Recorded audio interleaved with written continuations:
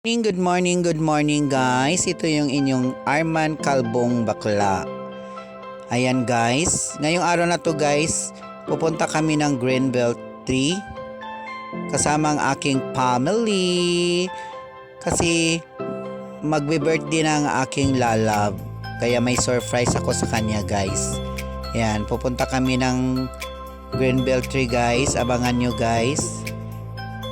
Tapos may update pa ako sa inyo guys sa this coming May 5.